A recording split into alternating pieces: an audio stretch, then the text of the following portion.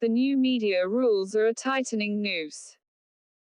What is worrying is the executive's idea that users need to be protected against the very media that seek to inform them. The Information Technology, Intermediary Guidelines and Digital Media Ethics Code Rules, 2021, notified towards the end of February by the Ministry of Electronics and Information Technology, should not come as a surprise because it is of a piece with the systematic incremental erosion of the freedom of speech and expression that has marked the Bharatiya Janata Party's rule under Prime Minister Narendra Modi. The fate, or the final shape, of the notification will depend on the way the two petitions already filed against it in courts in Kerala and Delhi are decided upon. But the more worrying aspect of this clumsily veiled move by the executive to keep the media, particularly the standalone digital news media, which have generally proved more defiant and inconvenient for the government than the mainstream press or television channels, on a leash, is the way it invokes and insinuates the idea that the public, or the users, need to be protected against the very media that in fact seek to make them critically informed citizens, thereby making their democracy that much richer and deeper. A redress mechanism. For all appearances, the overarching intent of this new set of rules is to put in place a grievance redressal mechanism for the end user or consumer of social media and over-the-top OTT platforms and the digital news web portals. That, of course, would normally be an unexceptionable public purpose. But in an already vitiated climate of overweening political and religious majoritarianism, where the street tends to, and is often egged on to, whip up and aggressively nurse and drive a sense of outrage or hurt on any and every issue, irrespective of institutional procedures or safeguards, the nature and scope of the bulk of grievances can easily be imagined. Further, the smaller or medium-sized independent digital news and current affairs portals, which are for the most part struggling to stay afloat irrespective of whether they are newer startups or have been around for a few years, will be the ones hardest hit by this redress requirement. Any criticism of the ruling party or government could trigger an orchestrated avalanche of grievances.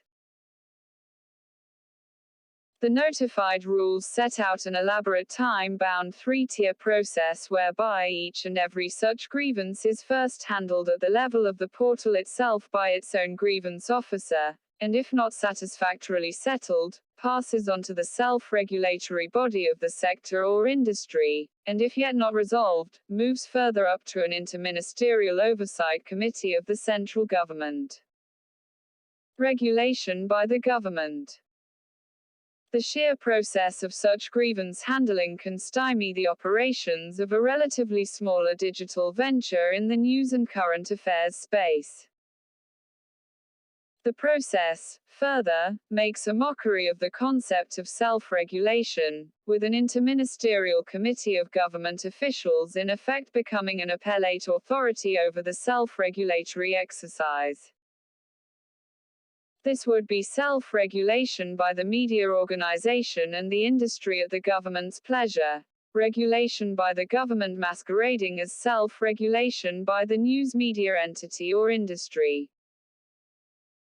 What is worse, the notification gives the Secretary, Ministry of Information and Broadcasting, ad hoc emergency powers to block any content the government considers problematic even without such token procedure. Negation through distortion of the idea of self-regulation is really the nub of the matter, at least as far as the section pertaining to publishers of news and current affairs in the notification is concerned. Real or imagined grievance out there becomes an alibi for this clumsy sleight of hand whereby the government can in effect prescribe, oversee and overrule so-called self-regulation by the publishers. It would be a joke if it did not have such serious implications. Poses a financial threat. A measure like this, moreover, jeopardizes the very sustenance of the already financially straitened and functionally beleaguered digital news media, unless that is the very intention. Monetization avenues become scarce, and investors and brands run scared because of what they see as political considerations supervening upon business interests and a whimsical media policy regime in constant flux. What makes this notification seem more diabolic than ham-handed censorship is the buzz around the same time about confabulations between groups of ministers and journalists, some of them proactively furthering the ruling party's ideology and agenda, some easily pliable, some perhaps unwary and unwittingly roped into the discussions, and the classification of the journalists by the BJP caucus involved in this exercise based on how cozy or distant they are seen to be to the establishment.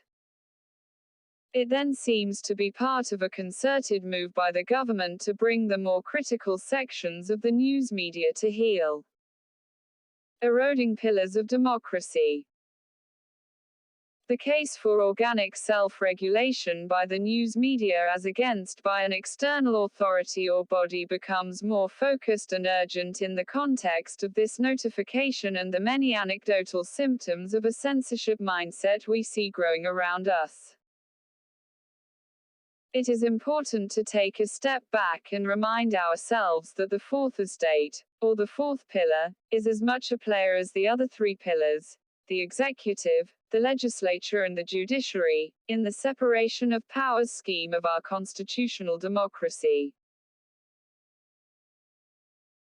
Although the freedom of the press per se is not an explicitly prescribed fundamental right in the Indian Constitution, and is, rather, a derivative right from Articles 19(1)(a) and 19(1)(g), which give every citizen the right to free speech and expression, and to practice any profession respectively, these freedoms have in practice become constitutive and definitive of the fourth estate in the country.